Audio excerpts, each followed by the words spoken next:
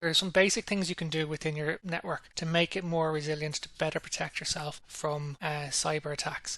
And the very first thing, most simplest thing ever, is antivirus on your PC. Make sure all your PCs have antivirus. The cost of antivirus is very low, but it's critical. The second thing to do is buy a decent switch. Now the price difference between a cheap switch and a decent switch isn't that bad. If you go buy a MikroTik smart switch, you're only looking at maybe €150 for a 24 port switch, which is tiny in comparison to the cost of a cyber incident. But what that allows you to do is to have VLANs. VLANs are very simple. It allows you to split out different parts of your business. So for example, you can have cables coming from your printers, coming from your finance department, coming from your phone system, coming from your CCTV, all separated by VLANs. That means the CCTV equipment can't talk to the printers can't talk to the CCTV equipment. If you listen to what a lot of white hat hackers say they do, is they usually get into someone's network past their firewall by getting onto a printer, by getting onto a CCTV system, by getting onto a computer, and then they move laterally within the network. And what that basically means is they move from the printer in the office to the finance PC. They go nowhere near the firewall. The firewall is only protecting coming in from outside. Once you're inside, it can't protect you at all.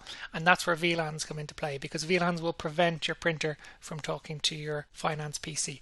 So if someone in your office on one of the finance PCs downloads a virus, you're keeping the virus restricted to their PC. You're not allowing it to just run riot through entire business.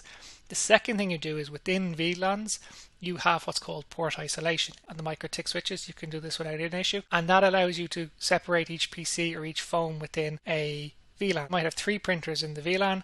Each of those printers, if one of them gets infected, it can't talk to the other printers.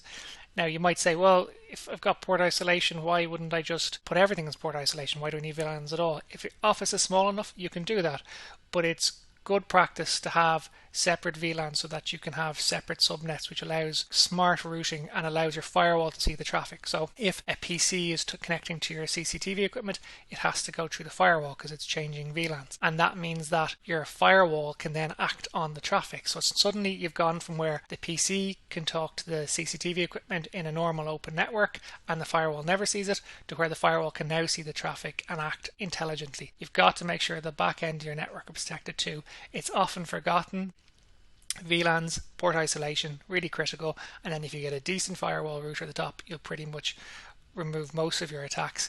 And then the only one left to do is make sure you have backups, cloud-based backups. Don't back up on site, send it to the cloud. And the reason you send it to the cloud is replication, protecting of data. So even if the hacker tries to delete your backups, all he's deleting is the current stuff. He can't necessarily delete all the historical stuff. So by having all of those, you can pretty much protect yourself from attacks. And then if you do get attacked, then you have the ability to recover. The final one is guest Wi-Fi. You gotta have guest Wi-Fi.